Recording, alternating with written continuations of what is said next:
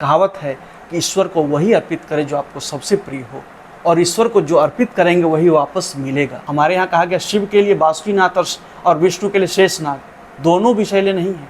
शेषनाग जहाँ अजगर के रूप में है, बासुकीनाथ जहाँ यहाँ धामन सांप के रूप में, दोनों विषैले नहीं। क्या ये जो परेशानियां हैं जो आज घर घर में व्याप्त है, हर दूसरे व्यक्ति को किसी न किसी जंग की परेशानी है, अध्यात्म से इसको रोका जा सकता है? लोग यही सोच के आते हैं दर्द हो रहा है डॉक्टर साहब दवा दे दीजिए, पर मैं जान रहा हूँ अभी वो इस चीज़ को समझ ही नहीं रहा है कि उसके रोग का कारण क्या है। कह रहा हूँ कि सुबह में आपको रेगुलर एक्सरसाइज के लिए जाना चाहिए, मॉर्निंग वॉक में जाना चाहिए, पर वो अब उसकी नींद ही नहीं खुल रही है मॉर्निंग वॉक के लिए, या खुल भी रही है तो वो जा नहीं पा रहा है।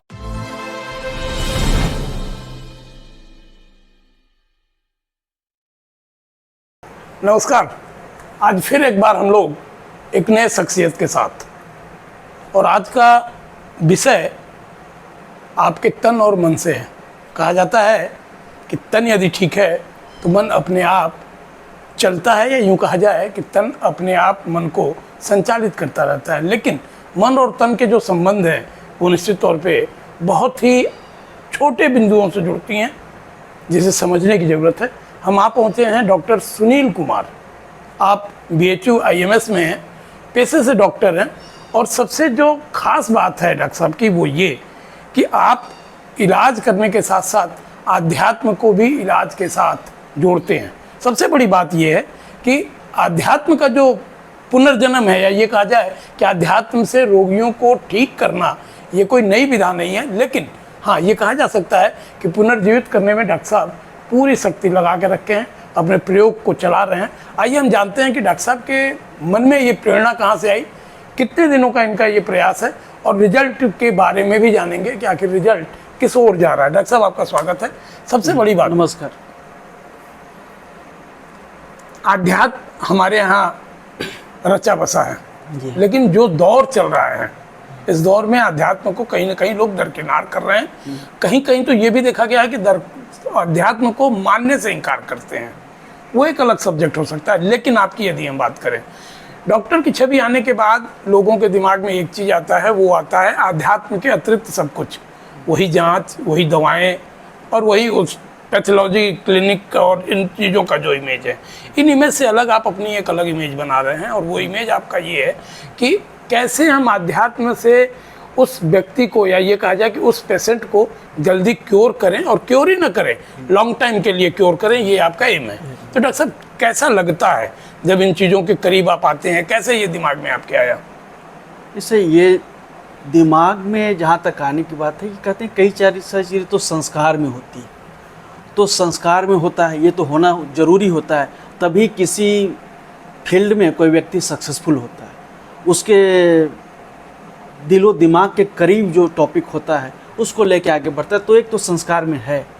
दूसरी चीज़ जो हमारी स्पेशलिटी है डिजीज़ प्रिवेंशन की, तो एक सामान्य डॉक्टर किसी भी रोग को एक व्यक्तिनिष्ठ लेके चलता है, इंडिविजुअल बेसिस पे लेके चलता है। उसका इलाज किया, दवा किया, जांच में आई, फाइंडिंग की, दवा दी, पर उसके सोशल एस्पेक्ट होते हैं, इकोनॉमिक्स एस्पेक्ट होते हैं, इन सारी चीज़ों के उसके कुछ मान्यताएं होती हैं, और रोग के कारण भी होते हैं ये सारी चीज़ें, और रोग के निवारण में भी, रोग के उपचार में भी ये चीज़ें सहायक हो सकती हैं। पर मॉडर्न मेडिसिन इस तरफ ध्यान कम देता है, ये फिजिकल एस्पेक्ट पे ध्यान ज़्यादा है। पर इस बात का ध्यान रखें कि वर्ल्ड हेल्थ ऑर्गेनाइजेशन ने अपने प्रेम्बल में ही कहा है, हेल्थ के डिफिनीशन में, health is a state of physical, mental and social wellbeing. Not only physical wellbeing, social भी है, सोशल भी है, मेंटल भी है। ये 1948 में प्रेम्बल भी कहा उसमें। अब दूसरी बात, अभी क्या, तो उसके डायमेंशन है फिजिकल, मेंटल, सोशल, पर एक और डायमेंशन जो अभी बहुत तेज़ी से उभर रहा है, और वो डायमेंशन है स्पिरिचुअल डायमेंशन की। स्पिरिचुअल डायमेंशन की एक जो आपने प्रश्न किया कि हमारे जेहन में हम इन्हें इतना महत्व क्यों दिया, हमने जयप्रकाश नारायण को भी पढ़ा, जो पोस्ट इंडिपेंडेंस कह सकते हैं कि सबसे बड़े क्रांतिकारी हुए। उसने कहा कि संपूर्ण क्रांति के सात आयाम है। जयप्रकाश नारायण के संपूर्ण क्रांति की चर्चा सर्वत्र होती है, एक ट्रेन भी चलाएगी पटना से दिल्ली के बीच, पर उस आयाम में है क्या क्या? उन्हें कहा कि फिजिकल है, मेंटल है, सोशल है, ये क्या कहा कि आयाम में राजनीतिक है, आर्थिक है, सामाजिक है, बौद्धिक है, शैक्षणिक है, और अंत में कहा कि ये आध्यात्मिक भी है। आध्यात्मिक कहने के बाद उन्होंने एक शब्द जोड़ा, एक लाइन जोड़ा। उन्होंने क्या कहा? जब तक आध्यात्मिक आयाम को आप समझेंगे नहीं, करेक्ट नहीं करेंगे, तब तक आपकी समस्याओं का पूर्ण समाधान संभव नहीं। तो इसलिए हमने इसको डिजीज़ के क्षेत्र में भी अप्लाई किया, आयुर्वेद को साथ में जोड़ा, और इस पे हम काम कर रहे हैं। डॉक्टर साहब, कैसा लगता होगा जब मरीज से आप इन चीज़ों को अपने ढंग से बताते होंगे? जैसा कि आपने कहा कि इंडिविजुअल इलाज होता है, हम मरीज की तरह आपके सामने आए, आपने हमें ठीक किया और आप भूल गए, आप किसी और फिर दूसरे तीसरे, इस तरह आपका क्रम चलता रहता है। लेकिन जो आपका फील्ड है, आपका फील्ड ये है कि हम पूरे समुदाय को ठीक करेंगे, पूरी कम्युनिटी को ठीक करेंगे, और यही नहीं, उसके जड़ में जाकर उसे भी हम समाप्त करने की कोशिश करेंगे। सहारा अध्यात्म होगा। तो कब अजीब लगता है जब कोई ऐसा पेशेंट जो कि इन बातों से, देखिए, अभी ये समाज अपना इस आध्यात्मिक आयाम को, जो कहता है कि जब तक पेट भरा नहीं होता है ये लोग अध्यात्म को सूझता नहीं है, या दूसरा, या फिर मर नहीं रहा होता है तब तक अध्यात्म सूझता है। इसी दो सिचुएशन में अध्यात्म सूझता है। जब पेट भरा हो और सारी प्रॉब्लम हो तो अध्यात्म सूझता है, और नहीं तो मर रहा हो तब अध्यात्म सूझता है। पर यूजुअली जो हमारे पेशेंट क्लिनिक में आते हैं वो उनके मेन में होता है सिम्टम, ये तकलीफ है, दर्द हो रहा है, किसी को बुखार है, किसी को कमजोरी है, ये प्रॉब्लम लेके आता है। वो इस बात पे समझने को तैयार नहीं होता है, पर समस्या है। जैसे मैं एक काम कर रहा हूँ रूमेटॉइड आर्थराइटिस पे। रूमेटॉइड आर्थराइटिस खासकर फीमेल में बहुत ही कॉमन है, और जैसे जैसे नया खान पान का चलन हुआ है और मौसम में परिवर्तन जो इतना हो रहा है, रूमेटॉइड आर्थराइटिस के केसेस बहुत ज़्यादा बढ़ रहे हैं, खासकर फीमेल्स में। और उनका इलाज क्या है? इलाज आप रेस्ट ऑफ द लाइफ आप पेन किलर खाते रहिए। लोग यही सोच के आते हैं दर्द हो रहा है, डॉक्टर साहब दवा दे दीजिए। पर मैं जान रहा हूँ अभी वो इस चीज़ को समझ ही नहीं रहा है कि उसके रोग का कारण क्या है, पर मैं इस पे काम कर रहा हूँ। क्यों? क्योंकि पेन किलर पूरी ज़िंदगी वो खाता रहेगा तो या तो अफोर्ड नहीं कर पाएगा, या बहुत सारे साइड इफ़ेक्ट के साथ वो उसकी ज़िंदगी जो कहते हैं कि नरक हो जाएगी। उसके लिए मॉडर्न मेडिसिन के साथ, आयुर्वेद के साथ मिल करके हम लोग काम कर रहे हैं। ये CTRI बोलते हैं, clinical trial registry of India, ICMR की संस्था है, वहाँ मेरा रिसर्च रजिस्टर्ड भी है। उसमें हम लोग काम कर रहे हैं रूमेटॉइड के जिंजर और कैस्टर ऑयल। खर्च कितना? मुश्किल से 5 रुपये से भी कम, और ये दोनों चीज़ उनके किचन में अवेलेबल है, कहीं जाना नहीं है। इसके माध्यम से हम इस गंभीर बीमारी को, कहते हैं गांव में गठिया बाता हो गया, ये गठिया बाता को कैसे ठीक कर सकते हैं। लोग तो अभी चीज़ को, जिसे कहें पहली बार कोई चीज़ कही जाएगी, इसके लिए क्या है, मार्केटिंग की ज़रूरत है, समझदारी की ज़रूरत है। लोगों ने विश्व को जब कहा गया योगा के बारे में, तो योगा को लोगों ने पहले तो इग्नोर किया, अब उसके प्रभाव देखा तो माना। लेकिन हम इस बात का बड़े क्या कहते हैं विरोधाभास देखने को मिला भारतवर्ष में, कि भारतवर्ष में मधुमेह के रोगी की संख्या बढ़ रही है, नंबर 1 पे पहुंच गया। ये सारे लाइफ स्टाइल डिजीज हैं। नॉन कम्युनिकेबल डिजीज से शिफ्ट कर रहा है, कम्युनिकेबल डिजीज से शिफ्ट कर रहा है नॉन कम्युनिकेबल डिजीज के लिए। हर घर में कोई नॉन कम्युनिकेबल डिजीज का एक पेशेंट है, आर्थराइटिस का पेशेंट हो, हाइपरटेंशन का पेशेंट हो, डायबिटीज़ का पेशेंट हो, कोई ना कोई हर घर में एक पेशेंट है। यदि 5 लोगों का घर है तो एक पेशेंट इस तरह का कोई है। क्या इसका समस्या का समाधान हम मॉडर्न मेडिसिन के रास्ते पर सिर्फ चल के पा सकते हैं? क्या संभव है? इसलिए हम जनता से भी अपील करते हैं कि ये अन्य विधाओं के साथ साथ जो इसका आध्यात्मिक पुट है उसको भी लेके साथ में चलना चाहिए। डॉक्टर साहब, अध्यात्म की बात हो रही है, क्या लगता है अध्यात्म को, स्वाभाविक सी बातें हैं, आप समय कैसे निकालते होंगे? क्लिनिक भी देखने हैं, पेशेंट को स्वस्थ भी करना है, इसके बाद अध्यात्म की ओर जाना है, मतलब जो हमारे धार्मिक ग्रंथों हैं उनको भी पढ़ना है, और पढ़ने के बाद उसमें से निकालना है। सबसे बड़ी बात तो ये है, सिर्फ पढ़ने से बात नहीं चलती। तो इतना समय कैसे आप निकालते हैं? देखिए, समय का कैसे मैनेज करते हैं, टाइम मैनेजमेंट। आपने बड़ी अच्छी बात कही कि हम लोग हेल्थ मैनेजमेंट के साथ टाइम मैनेजमेंट भी हम लोग पढ़ाते भी हैं, और उसको मैं अपने जीवन में फॉलो करता हूँ। तो टाइम में शाम का कम से कम 2 घंटा समय ऐसा होता है कि शास्त्र का अध्ययन मैं करता हूँ, किसी न किसी, या तो टेक्स्ट के माध्यम से, नेट के माध्यम से, किसी न किसी माध्यम से अध्ययन करता हूँ। अब ये आदत सी हो गई है, कोई भी नई चीज़ आई तो मैं उसका किसका स्पिरिचुअल एस्पेक्ट क्या है और ऐसा क्यों हो रहा है, और मुझे उसका उत्तर मिलता है तो फिर ये मज़ा आने लगता है। लोग कहते कि अच्छा इसका उत्तर, कारण ढूंढने में बेचैन है, ऐसा क्यों हुआ, काहे हुआ। मुझे जब वो कारण मिलता है तो बड़ा मज़ा आता है और जान के मैं लोगों के साथ शेयर करता हूँ। जैसे एक बात मैं अभी जब कह रहा हूँ, लोगों के मन में अंतर होता है। मैंने किसी पेशेंट को कहा कि ये भाई आपको सिगरेट नहीं पीना है, आपको दारू नहीं पीना है, या सिगरेट दारू छोड़ दिए तो एडिक्शन की चीज़ है, सिंपल सी चीज़ कि आपको मिठाई कम खानी है, पर वो मिठाई देख के उसका मन ललच रहा है, वही ज़्यादा खाने का मन कर रहा है। ऐसा क्यों? जो चीज़ अच्छी चीज़ है, मैं कह रहा हूँ कि सुबह में आपको रेगुलर एक्सरसाइज के लिए जाना चाहिए, मॉर्निंग वॉक में जाना चाहिए, पर वो अब उसकी नींद ही नहीं खुल रही है मॉर्निंग वॉक के लिए, या खुल भी रही है तो वो जा नहीं पा रहा है। तो मन का नियंत्रण जितना पहले हमारे ऋषियों को, मुनियों का था, ऋषियों मुनियों के साथ साथ जो आम मानव का था, सामान्य मानव का था, वो मन का नियंत्रण मानव आज की तारीख में खो चुका है। उसका कारण है कि जो चीज़ें शास्त्र सम्मत हैं और जो चीज़ शास्त्र के द्वारा मना की गई है, मानव वही चीज़ें किए जा रहा है। ऐसी बहुत सारे उदाहरण है मेरे पास। क्या रोकथाम है डॉक्टर साहब इन चीज़ों का? इन चीज़ों का मन के हारे हार है, मन के जीते जीत, ये बड़ी पुरानी बातें हैं। हाँ।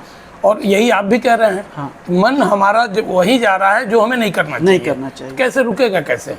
देखिए, मन पे नियंत्रण कैसे होगा? मन पे नियंत्रण के लिए आप ये पहले समझिए कि हम कहाँ हैं। कहाँ हैं मतलब ये कलयुग है। कलयुग का, कली का प्रथम चरण है। जब हम ये बात, युग की बात कहते हैं तो अन्य बातें भूल जाते हैं। किसी भी कालखंड में 3 चीज़ें होती हैं। वो 3 चीज़ें क्या क्या है? पहली है मनवंतर, पहला है मनवंतर, पहला है ये कल्प, दूसरा है मनवंतर और तीसरा है युग। हम लोग सिर्फ युग की बात करते रहते हैं। जब तक युग की बात करते रहेंगे तब तक कलिकाल और नीच की तरफ घसीटता जाएगा मानव को। 2 चीज़ें और क्या है? कल्प है। कल्प में क्या? श्वेत वाराह कल्प। जो विष्णु जो है ये वाराह रूप में, कलयुग में गंदगी बहुत है इसीलिए सुअर के रूप में, वाराह के रूप में। दूसरा ये वैवस्वत मनवंतर है। अब एक चीज़, जैसे यदि किसी को दमे की शिकायत है, किसी से एलर्जी है, तो जब तक वो एलर्जेन को छोड़ेगा नहीं या दूर नहीं करेगा, उसकी एलर्जी बनी रहेगी। दवा से दब जाएगी, हमने दवा दी, दवा से कुछ देर के लिए दब गई, पर अस्थायी समाधान नहीं होगा। तो मन के नियंत्रण के लिए क्या? एक चीज़ ये है, दुर्गा सप्तशती की पुस्तक, एक छोटी पुस्तक है। इसमें ये क्या लिखा है? इसमें कोई भी चैप्टर खोलिए, अध्याय, इसमें लिखा है, किसी भी अध्याय के अंत में लिखा है। जैसे ये अध्याय है 9वां अध्याय, इसके पहले ये लिखा है 8वां अध्याय। अध्याय क्या लिखा है? इति श्री मार्कंडे पुराणे सावर्णिके मनवंतरे। मनवंतर अभ्यवस्वत और लिखा है ये सावर्णिक। सावर्णिक क्यों लिखा है? तो कलिकाल का गुरु शुक्राचार्य कलयुग में कृपाचार्य के रूप में है। उसने क्या किया है कि नारी के मन को दूषित किए बिना सनातन पे को दबाया नहीं जा सकता। नारी के मन को दूषित करने के लिए क्या कहिए? सबसे कहिए कि ये नारियों के लिए गीता है। तो मैं इस अभियान में लगा हूँ कि इस दुर्गा नवरात्र के पहले लोग इस चीज़ को समझें, इसमें सुधार करके पाठ करें। सब आम जनता भी, और जो मंदिरों में, मठों में पुरोहित लोग करते हैं उनके लिए भी है, आम लोग भी करते हैं उनके लिए भी है। आप चेक करें शास्त्र में, आप चेक करें नेट पे, है वैवस्वत मनवंतर। फिर सावर्णिक किसने लिख दिया? क्योंकि कली का वास स्वर्ण पे भी है। आपके पास 2 चीज़ आपके पक्ष की हैं, कल्प और मनवंतर, और इस तरफ लोगों को ध्यान न दें। कली सिर्फ युग की तरफ घसीटता है, तो वो क्यों घसीट सफल क्यों हो पाता है? क्योंकि मनवंतर का अंतर कर चुका है, कली का आवाज़ स्वर्ण पे भी है। तो ये स्वर्ण सावर्णिक मनवंतर भी है नहीं, आप चेक कर लें जिस किसी भी माध्यम से। तो ये पढ़ें, इति श्री मार्कंडेय पुराणे वैवस्वत मनवंतरे, और ये मन पे नियंत्रण की तरफ ये पुस्तक की गलती है या क्या? माने इसे किस ढंग से देखते हैं आप? देखिए, किसने लिखा है, गलती किसकी है, इसकी तरफ मैं नहीं जाना चाहता। सुधार की जरूरत है। सुधार की जरूरत, क्योंकि उस विवेचना में पढ़ के अपना समय बर्बाद करने की आवश्यकता नहीं है।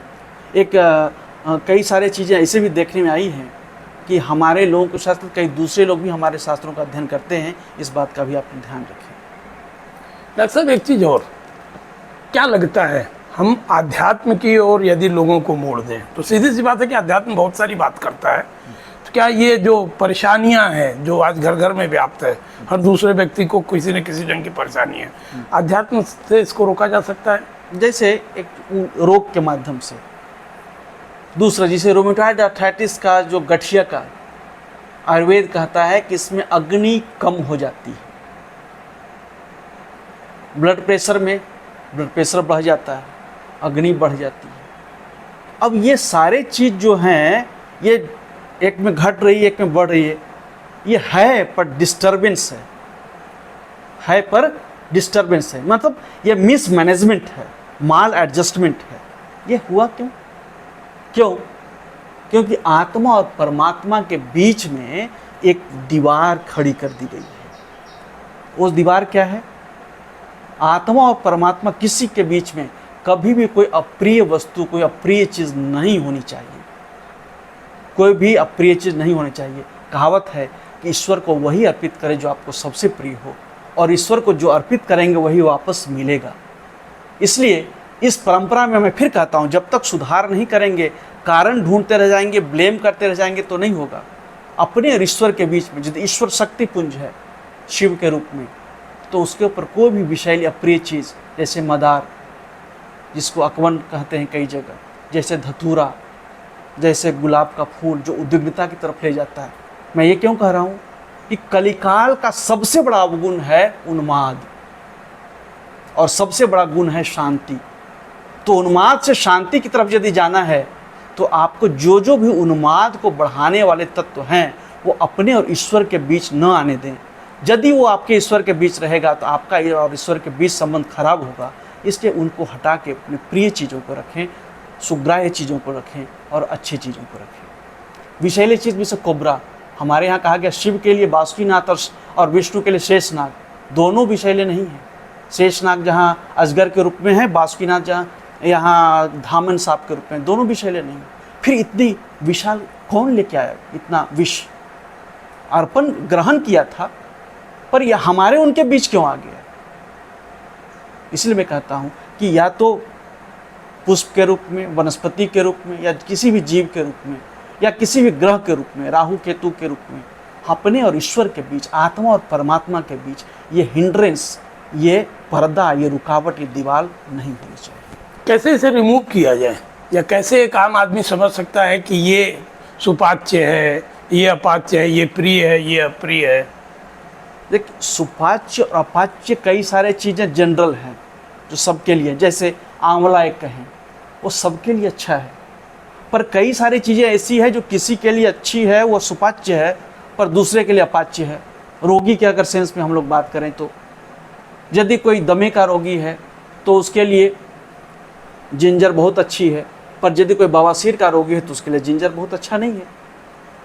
पर कुछ नहीं, जैसे प्रभु को भक्त, आप समर्पण की बात कर रहे थे, कि प्रभु और इंसान, आत्मा और परमात्मा के बीच में कुछ चीजें नहीं आनी चाहिए, जैसे अप्रिय चीज नहीं आनी चाहिए। शिव को हम चढ़ाते हैं धतूरा, तो एक तरीके से देखा जाए तो ये तो विषैला है। हाँ, विषैला, क्योंकि धतूरा ये उन्माद की तरफ ले जाता है। मैं क्या कहता हूँ, क्या सबसे बड़ा कलयुग का अवगुण है उन्माद, और सबसे बड़ा गुण है शांति।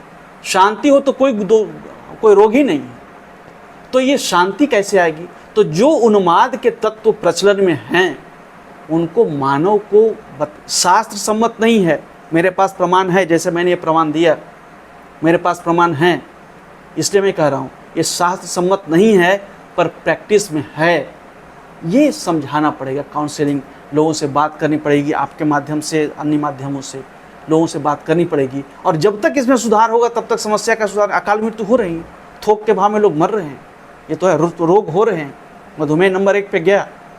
तो इसलिए ये जो एविडेंस है रोग का, और दूसरा जो आपका प्रैक्टिस है, दोनों को मिला के बात करनी पड़ेगी आम जनता से कि ये उचित नहीं है। प्रिय क्या चीज़, जैसे एक उदाहरण देता हूँ, बेली का फूल सुगंधित भी और सफ़ेद भी है, और वल्ली राज कहा जाता है कार्तिकेय जी को। साउथ में बेली का फूल चढ़ाते हैं। मैं कार्तिकेय जी का मूर्ति सर्च कर रहा था फोटो नेट पे, तो उनके झंडे पे लगाया हुआ मुर्गा लगा हुआ, अभी आप नेट पे सर्च करके देख सकते हैं। उनकी सवारी है मोर, तो मुर्गा कहाँ से आ गया? तो ये सब चीज़ें हैं। अब कल को ये प्रश्न में आ जाएगी, मैं यहाँ गया, नैमिषारण्य गया, वहाँ भी मंदिर में लगाया हुआ है जो झंडा, उसमें भी मुर्गा है, उनके मूर्ति फोटो के साथ, बड़ी सी फोटो के साथ लगाया हुआ मुर्गा है। उनकी सवारी मोर है। उनका फूल जो वल्ली राज, उनकी एक पत्नी है, दूसरी इंद्रसेना, वो देव सेनापति हैं, शिवपुत्र हैं। तो बेले का फूल न चढ़ा के मदार क्यों चढ़ा रहे हैं? मोर न हो के मुर्गा कहाँ से आ गया? और फिर कालांतर में यही हो जाएगा कि बस यही चल रहा है, आगे वाले जनरेशन कहेंगे यही होगा, तो होता होगा। इसीलिए कहें कि ये सब शास्त्र सम्मत नहीं है, और जो भी अप्रिय विषाक्त चीज़ें हैं वो अपने और ईश्वर के बीच में न आने दें। ये थे डॉक्टर सुनील कुमार जी, और आपका साफ साफ कहना है कि यदि हमें स्वस्थ रहना है तो हमें अध्यात्म की ओर जाना होगा, अध्यात्म की बातों को आत्मसात करना होगा। और आत्मसात करने के साथ साथ जो सबसे महत्वपूर्ण बात उन्होंने कही वो ये कि अपने और ईश्वर के बीच उन चीज़ों को कभी मत लाइए जो आपको प्रिय न हो। साफ साफ बात है कि प्रिय वस्तुओं को आप जब अपने ईश्वर को, अपने आराध्य को अर्पण करते हैं तो वो भी खुश होकर आपको कुछ उसी तरह से वो वापस करते हैं। लेकिन आध्यात्म के इस अथाह सागर में तमाम ऐसी बातें, तमाम ऐसी हलचलें हैं जो कहीं कहीं लोगों को दिग्भ्रमित भी करती हैं। लेकिन ज़रूरत इस बात की है कि वो भ्रम पे, या ये कहा जाए कि अपने मन पे संशय बना न करके, मन पे प्रश्न चिन्ह न बना के, उसे वो एक विद्वान से मिलकर उन बातों को आगे बढ़ाएं और अपने तन और मन को, या ऐसे कहा जा सकता है कि अपने पूरे शरीर को स्वस्थ रखने में आध्यात्म की ज़रूर बातें मानें। रही बात डॉक्टर साहब की, तो डॉक्टर साहब के अभी जो रिसर्च हैं वो अभी जारी हैं। देखने की बात ये होगी कि हम मेडिकल साइंस के इस आधुनिक युग में, या ये कहिए कि मेडिकल साइंस से पूरी तरीके से घिरे हुए, कब हम आध्यात्म की ओर जाते हैं, कब हम उस विधा की ओर जाते हैं जो हमारे ऋषियों ने, हमारे प्राचीन संतों ने बनाई, और उससे हम अपने जीवन को धन्य और धन्य करते हैं। आज के लिए बस यहीं, फिर मिलेंगे एक नए शख्सियत से। तब तक आप बने रहिए संतोष ओझा के संग।